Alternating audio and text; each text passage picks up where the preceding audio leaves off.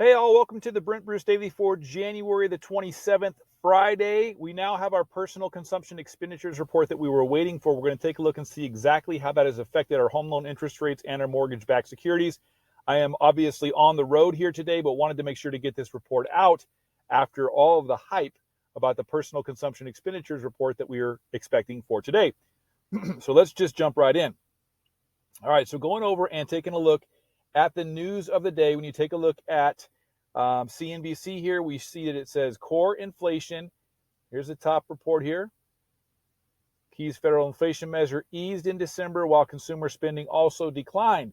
Core PCE inflation, the Fed's preferred measure, rose 4.4%. Now, again, whenever you see that term, you think, wait a minute, is that good? It rose 4.4%. Well, it is good if it rose 4.7% according to the gauge last month because it shows a reduction. Keep in mind that we are just wanting to show inflation is subsiding until it gets down to a 2% year over year number. So we're never really looking for inflation to be completely gone. We just want it under control. So let's take a look a little bit further down at some comments here before we jump over to where our charts are at. Okay, so personal consumption expenditures excluding food and energy, which again, that is our core reading, increased 4.4% from a year ago, down from the 4.7% reading in November. Now, that's exactly what we were talking about yesterday, showing that 4.7% number. On a month-over-month basis, the so-called core PCE rose 0.3%. Okay, so 0.3%. That is not the number that I wanted. I wanted it to be 0.2. You can see how little of a difference it is, but it does matter. 0.3% was the general market's estimate. So basically, people are pretty happy with that number. It shows inflation is continuing to subside, but it wasn't as aggressive as I was looking for it to be. And apparently, also not as aggressive as the general mortgage-backed security investors wanted it to be. The reason I say that is because let's take a look at the charts right now and see what is going on. Well, first of all, when I took a look at this early this morning, 8:30, it was probably about 8, maybe 9 o'clock Eastern time, I took a look and I saw that the report came in at 0.3 and the mortgage-backed security was down about 15 basis points. Okay, it was down on the day, which I was, upset about, I guess. I was disappointed, let's say. Currently, we're up 9 basis points, so we have been fighting back. And as you know, that is very common that you get a knee-jerk reaction and then it will fight back throughout the day. It is now 2:22 p.m. Central Time, so the market still has an hour and a half left before it closes for the day and for the week. So we'll see where we end. So currently we're up 9 basis points. The 10-year Treasury is up 3 basis points. That's down from where it was earlier, which is good news for us. We're still sitting at 3.52% on the 10-year, which is still, we're in pretty good shape. When you take a look at the chart here, we're still in between our ceiling of resistance and our floor of support, bouncing around here. But unfortunately, the 0.3 was not enough. The 0.3 was not enough of a surprise for us to break through the Fibonacci level and begin to have the fight, the coming fight that we will have with the 200-day moving average, but it looks like it's just not going to be today.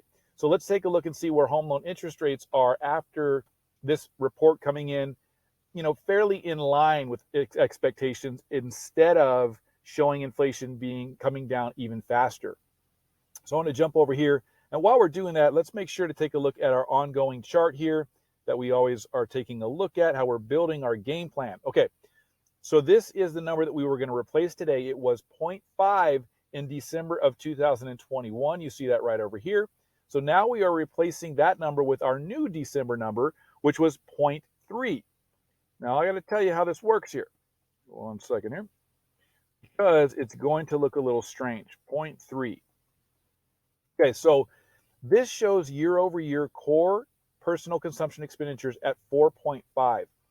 What you're seeing there on the article and what you will see in the news is that the core personal consumption expenditure reading year over year is now at 4.4. So why are we showing 4.5?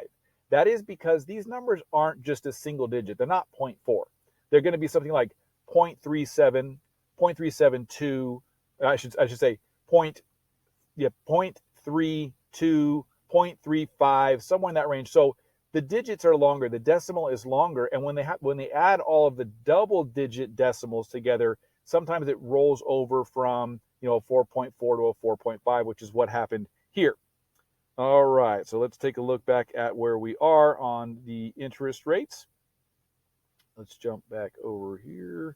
So currently, again, I'm going to move this down. Again, I'm on the road here, so 4.5% is where we're at year over year on our personal consumption expenditures report.